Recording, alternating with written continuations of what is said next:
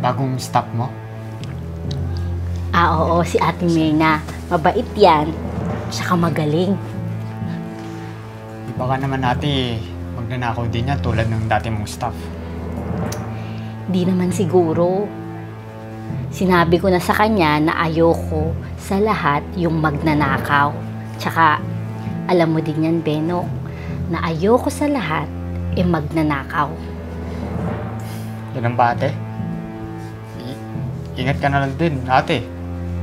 Baka mamaya, mali ka ng inaakala dyan sa staff mo na yan.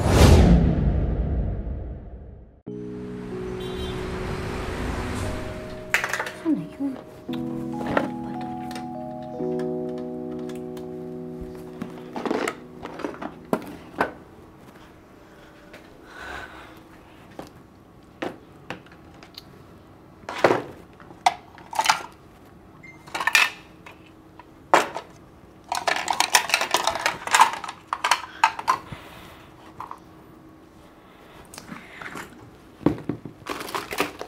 Te, labas na ako, te. Oy, Benok! Saan ka na naman pupunta? Sa tropa lang, ate. Nakita mo ba yung 500 pesos ko dito? Nawawala Dito ko lang tinabi yun Pumali ko sa pera mo, ate.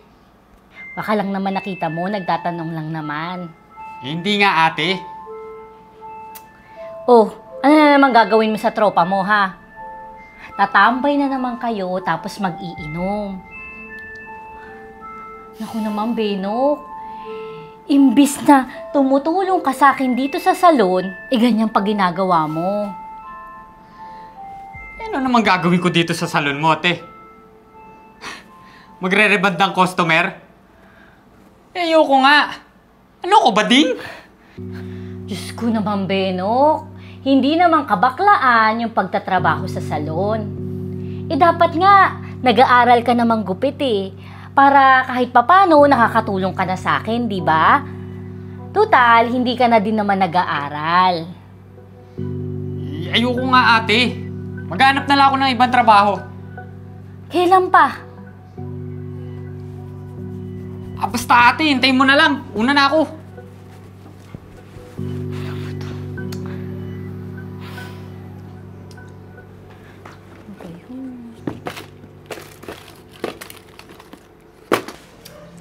O, tol, may konting food trip lang ako, ha? Si Banji! Si Benok may sagot nito, ha? Oy, pre. Ikaw munang magbabayad yan, ha? Wala akong pera ngayon, Sagot mo yan, pre. Sus! Kailan ka ba nagkaroon ng perang pang-ambag? Puch! Grabe ka naman, pre. Para ngayon lang, O, paano ka ba nagkaroon ng pera ngayon, ha? Saan pa ba, pare? Siyempre, dun sa salon ng ate ko. Pucha! Ginawa mo namang ATM yung salon ng ate mo! Oy, pre. Bait din ng ate mo, no?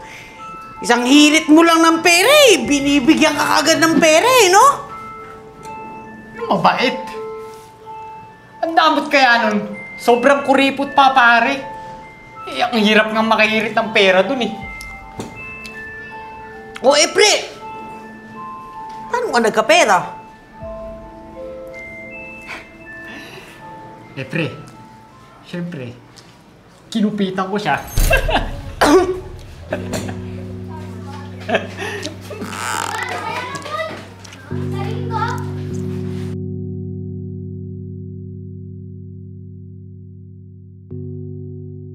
Galingan na lang natin sa pag-a-assist at pagbibigay ng services sa mga customer natin, ha? Para at least, babalik at babalik sila dito sa salon natin. Alam mo naman, maraming kakompetensya dyan sa labas. Ay, opo naman, ma'am. Gagalingan ko po araw-araw. Tsaka ate, isa sa pinaka-ayaw ko yung malikot yung kamay. Ilan na rin kasi yung tinanggal ko dahil sa kalikutan ng kamay nila. Ay, opo ma'am. Hindi naman po ako magnanakaw. Sorry ate ha, naging prangka ako. Gusto ko lang talagang maging honest sa'yo. Okay lang po yun, ma'am. kahit ako naman po yung pinakaayaw ko yung mga magnanakaw. Salamat, ate. Tingin ko naman mapagkakatiwalaan ka. Opo, ma'am.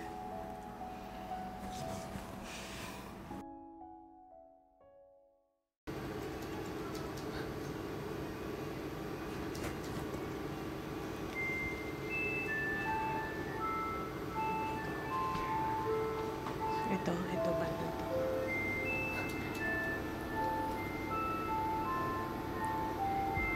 Okay pa. O, diba? Sabi ko sa'yo, sir. Salamat po, sir. Nagbigay pa ng 500 na tip, galante. Ay, ayos yun ah.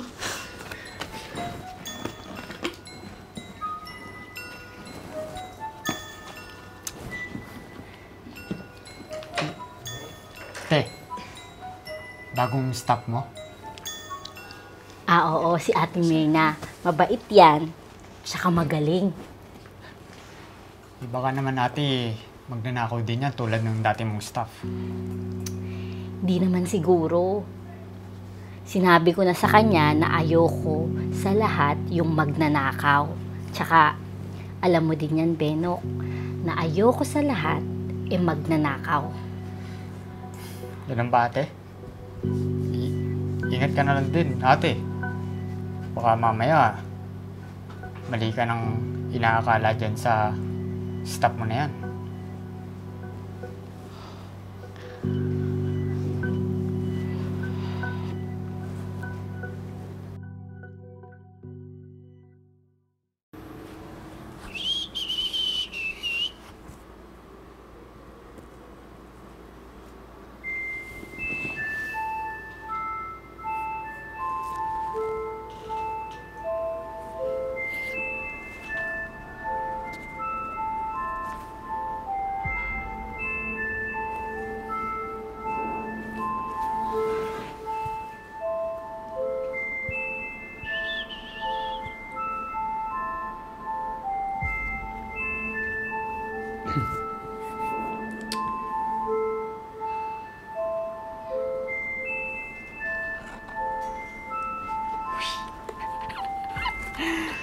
Sir, ano po yan? Huwag na wag mo ito sasabihin kay ate. Ha? Kung hindi, yari ka sa akin. Hindi mo alam kung anong kaya kong gawin sa'yo. Kaya kita ipatumba sa mga tropa ko. Ha? Kaya kung ako sa'yo, itatahin ko yung bunganga mo. Naintindihan mo? Opo, sir.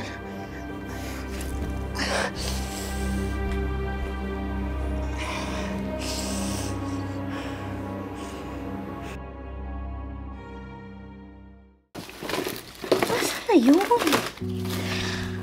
ko lang nilagay yun ah. Wala talaga. Ate! Nakita mo ba yung pera ko dito sa kaha? Nabawasan kasi ng malaki Ma'am, hindi po Sigurado ka ba, ate?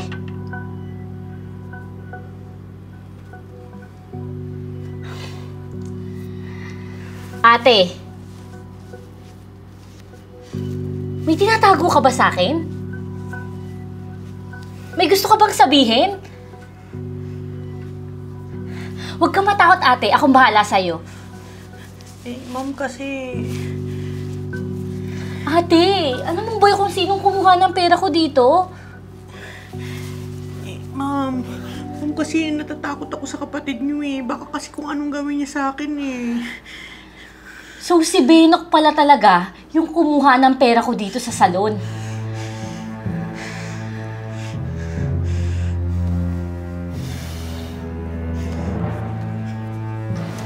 Pre! Paldo ka na naman, ha? Siyempre pare, yan lakas na naman ng salon ng ate ko Binigyan ka? Kumupit ako pare. Ano siya? Benok! Fatal. Ate? Andito ka na naman, ha? Umiinom ka pa? At saan galing ang pera mo? Ano ba tanong yan ate? Siyempre, galing sa diskarte ko. Diskarte?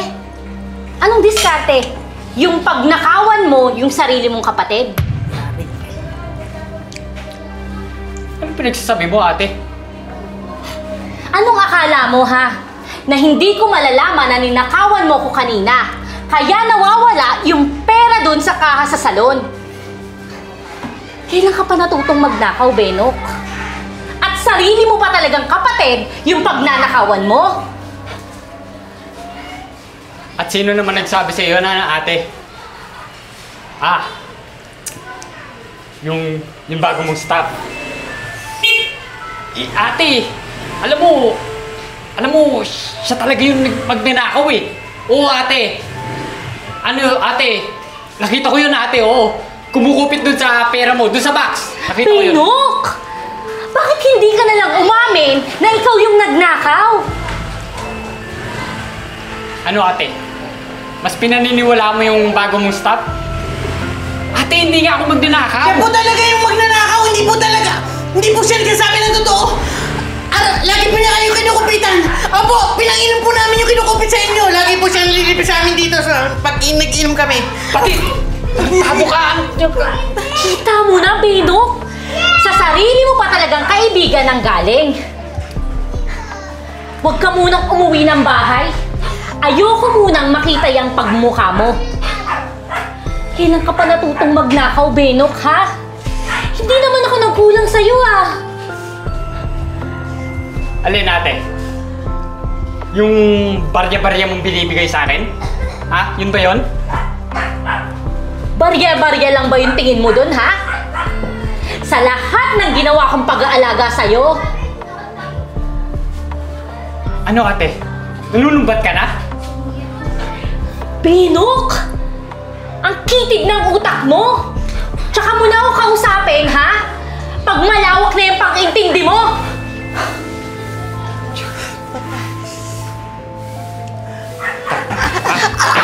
Aray ko, pre! Tulog Anong naman! ginagawa mo, Badit?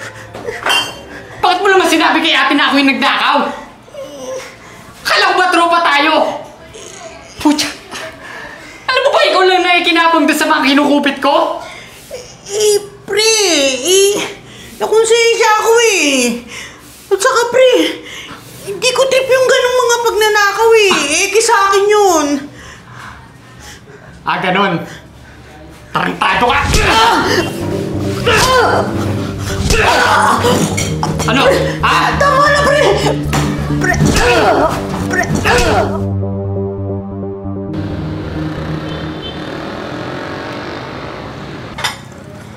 Handa sa akin.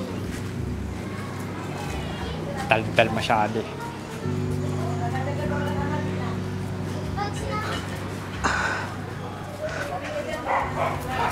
Halika dito. Aray ko, kuya. Nasasaktan ako, sir. Aray. Gago ka? Ha? Bakit mo ako sinumbo kay ate? Ha? Di ba sinabi ko naman sa'yo na kaya kitang tapusin? Ha? Sir, tigilan nyo na lang po yung masamang ginagawa nyo. At mag-sorry na lang po kayo sa ate nyo. Baka po mapatawad pa niya kayo. Ayos ka din ah! Pa-advise ka na ngayon. Pero wala akong pake, ha? Dahil di ko papapatawad ang pagmamukha mo. Sumbungera ka! Benok! Sige! Subukan mo saktan si ate at ako mismong kapatid mo ang magpapakulong sa'yo. Ano ba, ate? Bitiwan mo si ate! Kundi, sisigaw ako at tatawag ako ng pulis! Bitiwan mo! Maswerte ka, ha?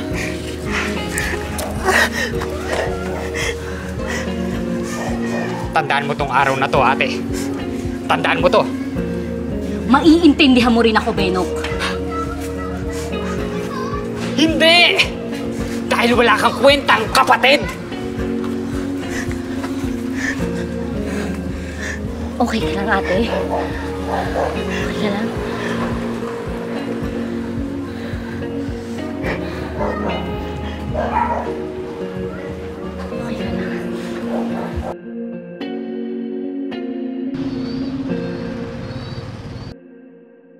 Maraming salamat, ate. Asahan ko po yan. At napakaswerte ko dahil meron pa palang tulad mong mapagkakatiwalaan. Ate, may customer na, ako nang bahala dito. Sige po. Hi sir, gupit po? Oo, ate. Sige. Ate, ikaw yung kapatid ni Beno? Oo. Tropa ko dati yun eh. Discount sa gupit eh. Sige.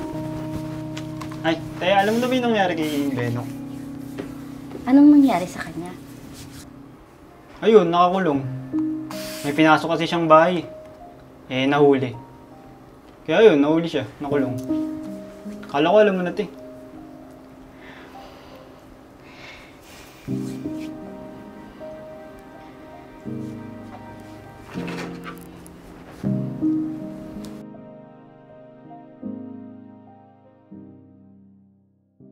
Beno, bakit kailangang umabot ka sa ganito? Ate,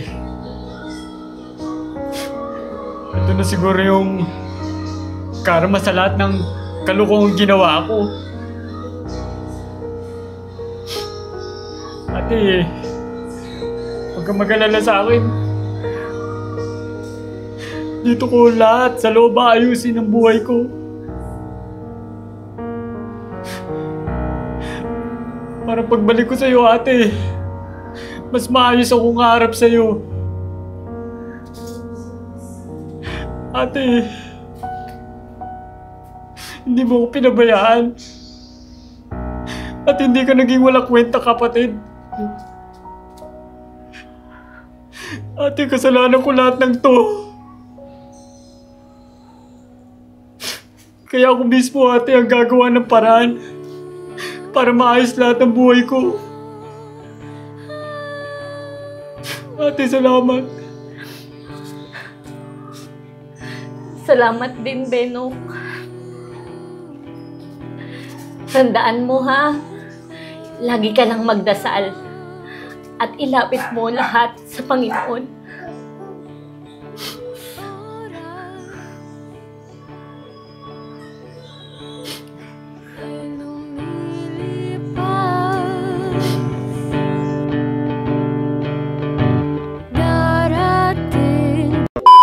Kaya kung ako sa'yo, itatayin ko yung bunganga mo. Naintindihan mo? Opo, sir.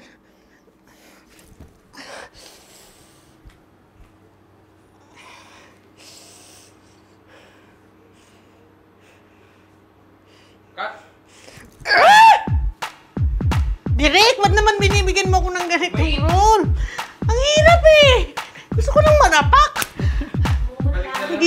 Mutla ka baka atakin ka, mababait ka. Gigigin nga ako eh. Bait mo ngayon eh, no? Bagay mo sa'yo. Galingan na lang natin sa anong ganyan-ganyan. Okay, and salubungin mo ah. Dito ha, dito simula din. Yung pa-curve, pa-curve. Pag ganon? Mga pre, nagpapatato yung upwards ko dito. Reba. Naglalag yung video ah. Mamaya makikita niyo mga tol. Akong siga dito eh. Grabe, serious yung ano natin, tattoo artist. Yo. Yung makapal yan dito. Ay, dito na niya mo. BOI daw. Hindi. BOI. BOI nga. Hindi, yung makapal lang gilid. Gilid. O yung makapal yung mga ganon. Tapos yung O, yung makapal. Oo, kabi-kabi lang lang. Ganito, patingin. Grabe yung mga artist mo ah. Kunyari parang ganyan. Tapos kaul.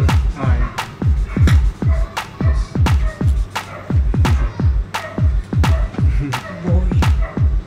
Aray, pre! Masakit eh.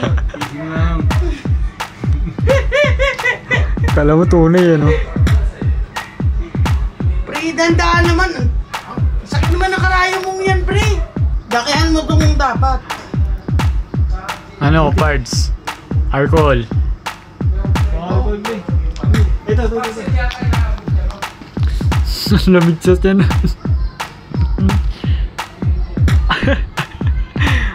Galing ng tattoo artist mo na yan, marunong magbura. Bubura pala yung tattoo. Yan. Ay, teka lang. Basa pa eh. Kaya ganun eh. Teka lang. Nasaan na?